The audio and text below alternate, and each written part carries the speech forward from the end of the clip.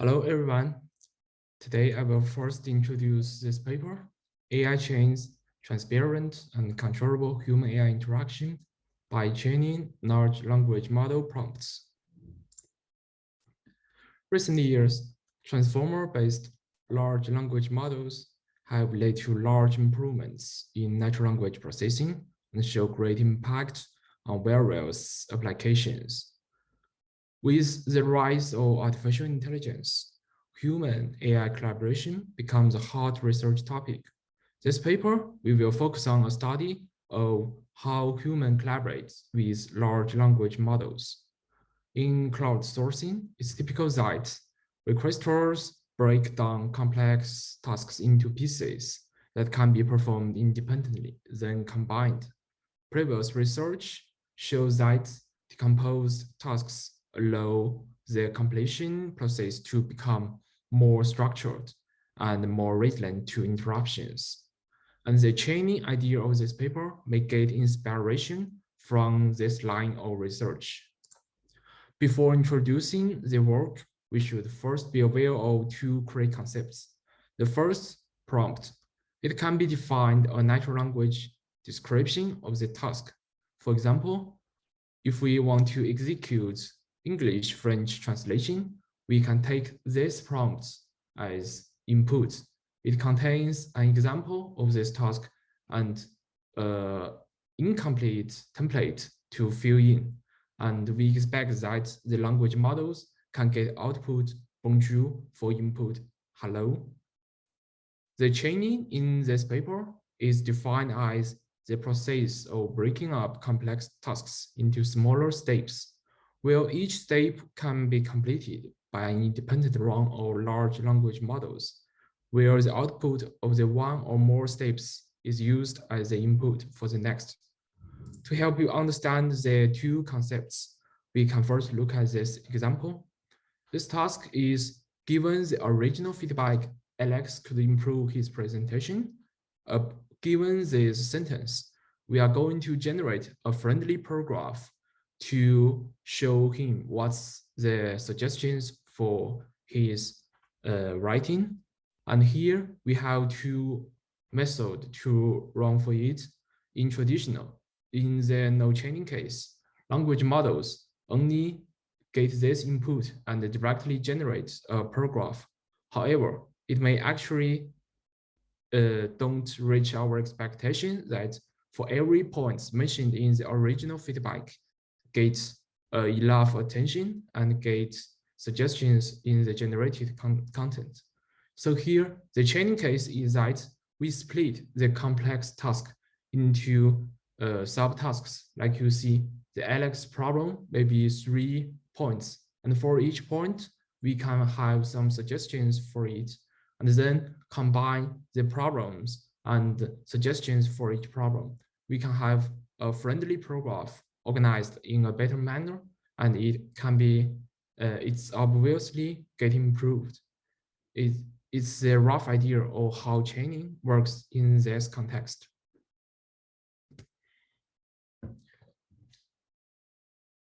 First, let's introduce the motivation of the paper. Also, large language models has demonstrated impressive potential on simple tasks. Their breadth of scope, lack of transparency, and insufficient controllability can make them less effective when assisting humans on more complex problems. So firstly, it's inherently limited for complex problems. And then it's difficult to interact with and collaborate with, as they can be opaque and hard to debug. So in this paper, authors introduce the notion of chaining multiple language model prompts together to help users accomplish complex tasks with large language models in a way that's more transparent and debuggable. Why chaining addresses this research gap? We have 3 points to support it. First, large language models are capable to handle a variety of independent, simple tasks. It has been improved by existing research work. And second, a complex problem can be broken down into several subtasks.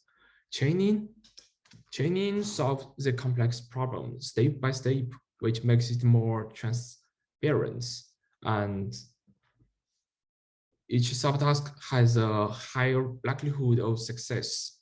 And lastly, training opens up new channel for fine-grained human feedback and control. In this sense, it's more transparent and debuggable. To identify tasks that are most likely to benefit from training, the authors actually do some survey of existing literature on language models and summarize the 3 common challenges. First, language models lack the multi-stage reasoning capabilities. Second, language models suffer from exposure bias. It's a typical terminology in text generation. That means that when training, you are always input something you are familiar with, while you in the real deployment, actually you are exposed to different context and maybe you confuse them. If you are interested, you can search this terminology for more information. And third, language models are sensitive to the input prompts. It means that when given a specific task, the input of the task instruction of the task matters a lot to affect the output of the language models. And to find good solutions, this paper proposes an idea of training, but training, actually we know that we need some primitive operations inside the training structure.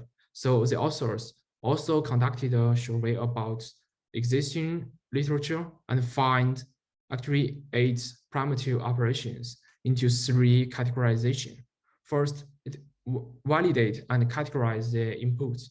This contains the classification.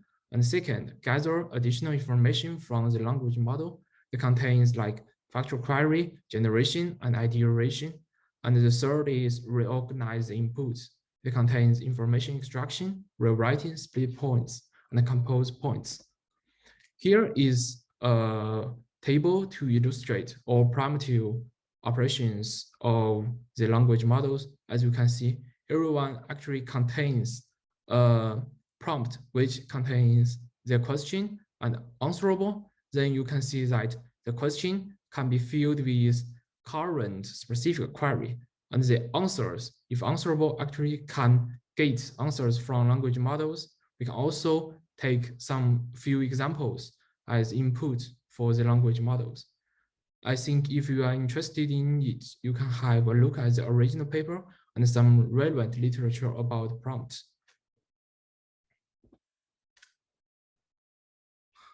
In this study, authors carried out within subjects user study, and there are 2 experimental conditions. The first one is a state-of-the-art baseline.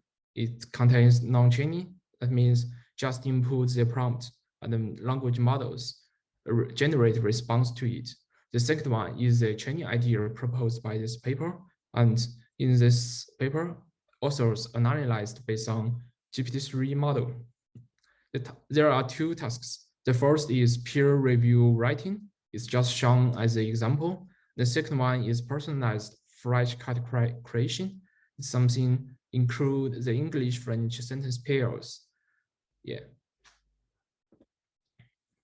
The whole study procedure contains 30 minutes tutorials about all concepts used in this study, and on our long study, users will execute on the 2 experiment conditions. Everyone will at maximum 25 minutes, and then after it will be an exit survey and a semi-structured interview. In the training conditions, participants first finish task under the first chain, and then actually the authors give them a chance to modify the chain structure to observe how well they master the use of the chaining and how they would go beyond the default design. Actually, the results is very promising. It shows that chaining ideas leads to improvement in both quantity and quality results. Here, we find one interesting result highlighted in red. It is that aside from using chaining, many participants of this study were able to iterate on and customize the underlying chaining structure. It means this idea of chaining can be easily mastered by its users, and users can customize it further to fit their actual task. I think this is a very good finding. And if you are very interested in the results, you can refer to the original paper. And for the quality results, the authors also have a very good discussion about it. Here, we just mentioned 2 points.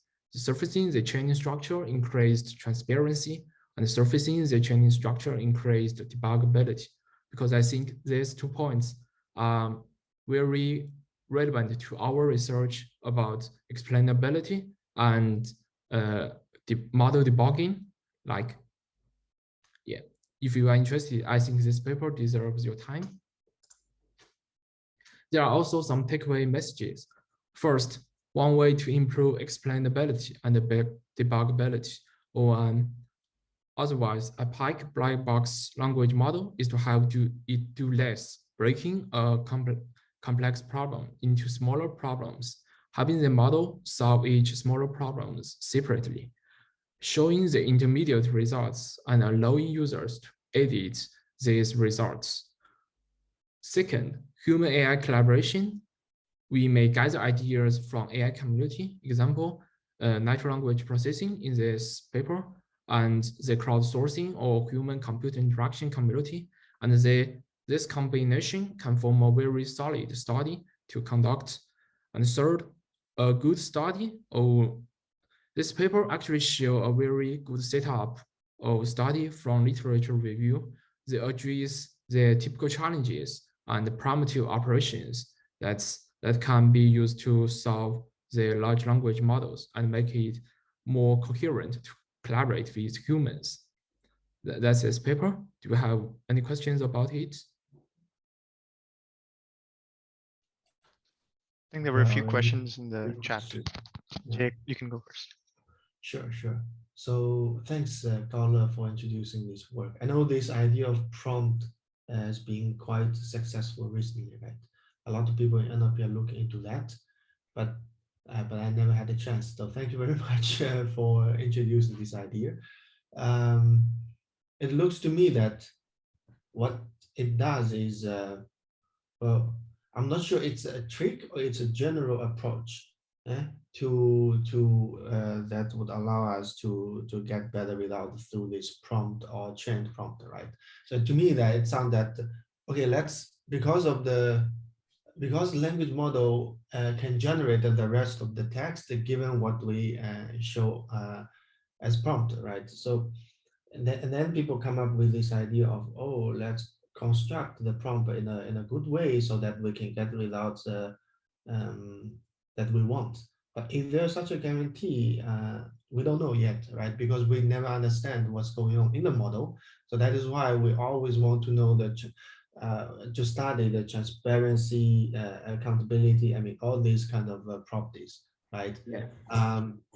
So one question that I have is, now to me, prompt is going from outside to inside. It does not solve the fundamental questions like okay, what exactly the model is doing, right? We don't try to. I mean, it's a way of getting into the internal inference mechanism potentially, just like things that Agatha have been doing, right? But we're not sure yet if it really allows us to see what's going on inside those large language models. So my first question is, can we always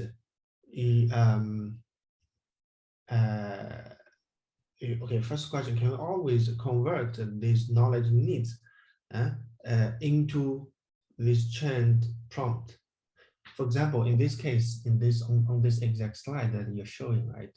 The knowledge need here would be, okay, first of all, this original feedback that has a long sentence can be break down into those specific points.